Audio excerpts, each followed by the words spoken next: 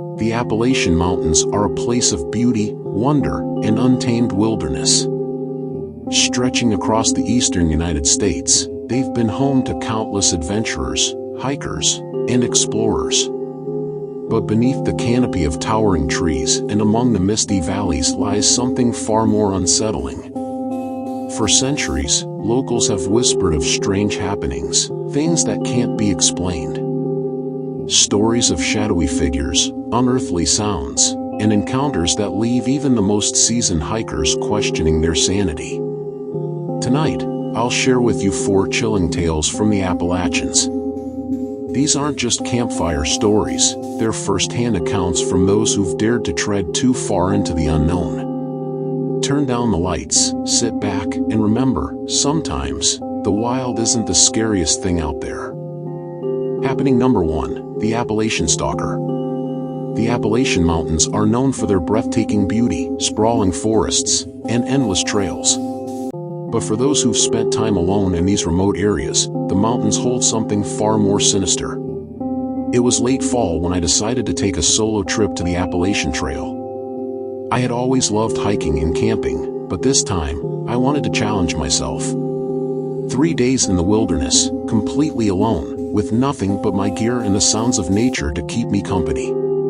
The first day was peaceful. The trail was quiet, with only a few other hikers passing by. By evening, I found a secluded spot to set up camp. As I cooked dinner over a small fire, I felt a deep sense of contentment. The sun dipped behind the mountains, painting the sky with hues of orange and purple, and the forest came alive with the sounds of crickets and owls. But that night, something changed. Around 2 a.m., I woke up to the sound of crunching leaves outside my tent. At first, I thought it was an animal, a deer or maybe a raccoon. I stayed still, listening carefully. The footsteps were deliberate, slow, and too heavy to be a small creature. They circled my tent once, then stopped. I held my breath, heart pounding, clutching the small knife I kept by my sleeping bag. Minutes passed, and the forest was silent again. Convincing myself it was nothing, I eventually fell back asleep. The next morning, I found footprints around my tent. Human footprints. They were large, and the way they circled my camp made it clear that someone had been watching me. Trying to shake off the unease, I packed up and continued along the trail, determined not to let paranoia ruin my trip. The second night, I camped deeper in the woods, far off the main trail. I wanted to avoid any other hikers and find some real solitude. But as darkness fell, I couldn't shake the feeling of being watched. The forest seemed unnaturally quiet, and every snap of a twig made me jump. Around midnight, I heard it again, footsteps. This time, they were faster, almost frantic, moving through the trees just beyond the glow of my fire. I called out, asking if anyone was there. No response. I didn't sleep that night. I kept the fire burning and my knife within reach, ears straining for any sound. By the third day, I was exhausted. I decided to cut my trip short and head back to my car. The trail felt different now, more oppressive. The towering trees, once beautiful, now seemed to close in around me. That evening, as I neared the trailhead, I noticed something that made my blood run cold. Hanging from a low branch was a small, crudely made figure, a bundle of sticks tied together with twine, resembling a human shape. It wasn't there before. Someone had left it for me to find. I didn't stop to examine it. I pushed forward, practically running the last mile to my car. When I reached the parking lot, it was empty except for my vehicle. I threw my gear in the trunk, jumped in the driver's seat, and locked the doors. As I started the engine, I glanced in the rearview mirror and froze. Standing at the edge of the forest was a figure, tall and motionless, shrouded in shadows. I couldn't make out their face, but I could feel their gaze, heavy and unrelenting. I didn't wait to see what they would do. I sped out of there, not stopping until I was miles away. To this day, I don't know who or what was out there with me. But one thing is certain, the Appalachian wilderness holds more than just natural beauty. It's a place where you're truly alone, or at least, you think you are. Happening number 2, the cabin in the Appalachians. The Appalachians are steeped in mystery, with their dense forests and endless hills hiding stories passed down through generations.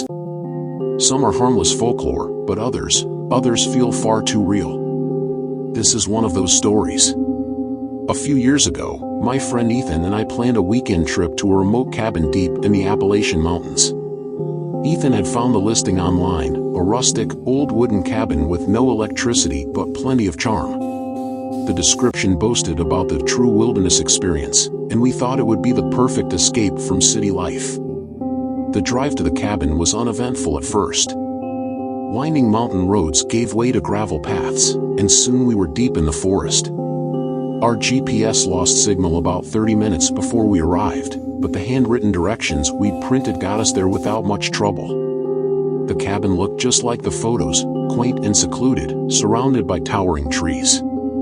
There were no other houses or people for miles, which was exactly what we wanted. The first day was peaceful. We spent the afternoon hiking and chopping firewood, and by nightfall, we were sitting by the fireplace, talking and laughing over the crackle of burning logs.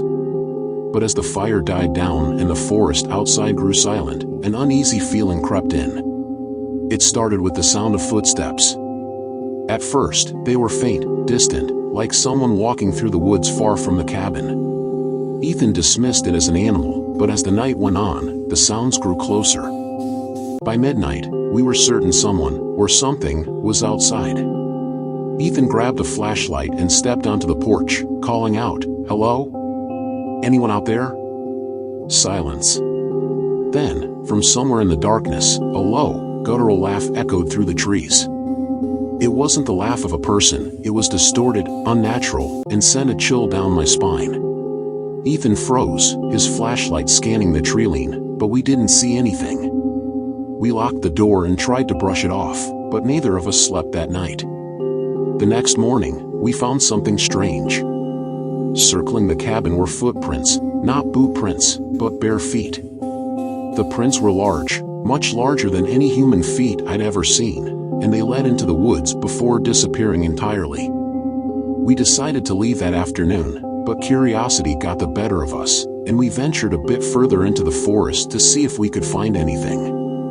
About half a mile from the cabin, we came across an old, abandoned shack.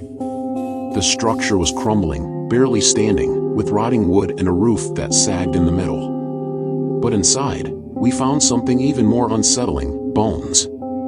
Small animal bones, arranged in strange patterns on the dirt floor.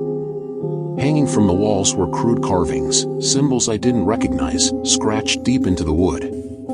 Ethan wanted to leave immediately, but as we turned to go, we heard that same laugh again, closer this time. We sprinted back to the cabin, packed our things in record time, and drove out of there without looking back. The thing is, when we reached the main road, we noticed something we hadn't before. On the trunk of a large tree near the turnoff was one of those same symbols from the shack, freshly carved, as if someone had been watching us the entire time. I still don't know what we encountered in those mountains. Was it a person, something natural, or something else entirely? Whatever it was, I've never been back to the Appalachians, and I never will. Happening number 3, the Whispering Valley. The Appalachian Mountains are vast, ancient, and full of secrets. People who've lived there their entire lives speak of strange happenings, things that don't make it into guidebooks or travel blogs. This story is one of those unsettling tales, and it's stayed with me ever since. It was a summer trip with 2 friends, Lauren and Mike. We had decided to hike a lesser-known trail deep in the Appalachians, one that supposedly led to a hidden valley few had ever visited.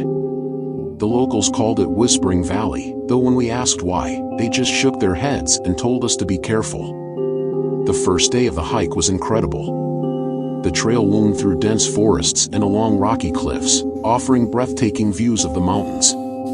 By late afternoon, we reached the valley. It was everything we'd hoped for: untouched, serene, and eerily quiet. Too quiet. There were no bird songs, no rustling leaves, no buzzing insects. It was as if the valley existed in a bubble of absolute silence. At first, we thought it was peaceful, but as night fell, that silence became suffocating. We set up camp near the center of the valley, surrounded by tall grass and wildflowers. After dinner, we sat around the fire, talking and laughing to ease the unease that had been growing all day. But around 11 p.m., Lauren suddenly froze, her face pale. "Did you hear that?" she whispered. Mike and I listened, but there was nothing. Just silence. Then, faintly, I heard it, a soft, almost imperceptible whisper. It didn't sound like words, more like the rustling of wind through leaves. But there was no wind.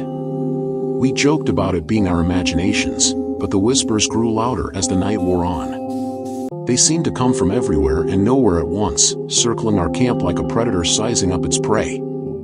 At some point, Mike stood up and shone his flashlight into the darkness. "Hello? Is someone there?" No response. But the whispers stopped, replaced by the unmistakable sound of footsteps in the grass, moving closer. We all grabbed whatever we could use as a weapon, knives, sticks, even the lid of a pot, and stood back to back near the fire. The footsteps stopped just beyond the firelight, but we could feel eyes on us, watching. Suddenly, Lauren screamed. She swore she saw a figure, a tall, shadowy shape standing just at the edge of the light. Mike pointed his flashlight, but there was nothing there. We didn't sleep that night. As soon as dawn broke, we packed up and started hiking back to the main trail. But the valley wasn't done with us. About an hour into the hike, we found ourselves back in the valley. It didn't make sense. We'd been following the same trail we came in on, but somehow, we were walking in circles. The whispers started again, louder now, and unmistakably human. It was as if dozens of people were murmuring just out of sight, their voices blending into a chilling chorus. Desperate, we scrambled up a steep hill, hoping to get a better view and orient ourselves. When we reached the top, we froze. In the center of the valley, where our camp had been, was a large circle of flattened grass, as if something had been standing there all night. Without a word, we turned and ran, eventually stumbling upon the correct trail by sheer luck. We didn't stop until we reached our car, collapsing into the seats, hearts racing. None of us spoke about it on the drive home, and we haven't talked about it much since. But sometimes, late at night, I'll hear faint whispers outside my window, and I'm reminded of that valley. I don't know what we encountered in Whispering Valley, but I know this: some places are better left unexplored. Happening number 4, the shadow in the Appalachians. The Appalachians are a haven for hikers and nature lovers, but they also carry an air of mystery. For every breathtaking view, there's a darker tale lurking in the shadows of the forest. My encounter is one of those stories, and it's one I'll never forget. It happened 3 years ago when I joined a small hiking group for a weekend trek. We were exploring an area of the Appalachians known for its rugged terrain and secluded trails. The group consisted of 5 people, including myself, all experienced hikers who had done trips like this before. The first day went as planned. We hiked about 10 miles, set up camp near a stream, and spent the evening sharing stories around a fire. It wasn't until the second day that things started to feel off. The trail we were following became overgrown and harder to navigate. By late afternoon, we realized we had taken a wrong turn and were deep in unmarked territory. The forest here felt different, darker, denser, as if the trees were deliberately blocking out the sunlight. As the sun set, we decided to make camp and find our way back in the morning. That's when we noticed the first sign of trouble. Near our campsite, we found a strange structure, branches and logs arranged into a crude shelter. It didn't look natural, and it definitely wasn't recent. The wood was weathered, the kind of thing you'd expect to find in a place abandoned for years. What unsettled us most were the carvings. Etched into the wood were dozens of symbols, circles, lines, and shapes we didn't recognize. One of the group joked that it was Appalachian witchcraft, but none of us laughed. That night, the forest was alive with sounds, branches snapping, leaves rustling, and what sounded like faint whispers carried on the wind. Around midnight, one of the group, Jake, swore he saw something moving between the trees. A tall, shadowy figure, just out of reach of his flashlight. He didn't want to alarm anyone, so he kept it to himself at first. But as the night wore on, we all began to notice it, subtle movements in the darkness, just beyond the firelight. It was as if we were being circled, watched. At one point, I stepped away from the fire to grab something from my pack. That's when I saw it. Standing about 20 feet away, partially hidden by a tree, was a figure. It was tall and impossibly thin, with elongated limbs and a face that I couldn't make out in the darkness. I froze, barely breathing, as it tilted its head, as if studying me. Then, without a sound, it stepped back into the shadows and disappeared. I ran back to the group, trying to explain what I'd seen, but before I could, Jake shouted, pointing into the woods.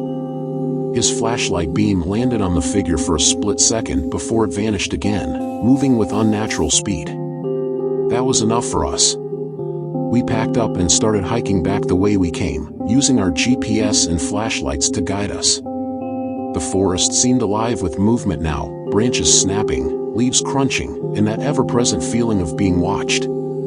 Every so often, one of us would catch a glimpse of the shadowy figure, always at the edge of our vision, always disappearing before we could get a clear look.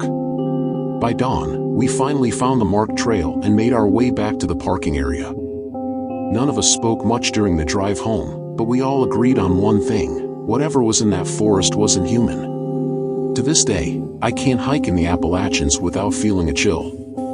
I don't know what we encountered out there, but I know this: there are things in those mountains we aren't meant to understand. The Appalachians hold many secrets, and not all of them are meant to be uncovered. For every breathtaking view and serene trail, there's a darker side, a place where nature feels alive, where the line between reality and the unknown blurs. The stories I've shared tonight are reminders that, no matter how much we think we've conquered the wilderness, there are still places that remain untamed, unexplained, and perhaps even dangerous. If you ever find yourself hiking deep in the Appalachian Mountains, remember to stay alert. Listen to the whispers in the trees, watch the shadows that linger too long, and most importantly, know when to turn back. Thank you for listening, and until next time, stay safe.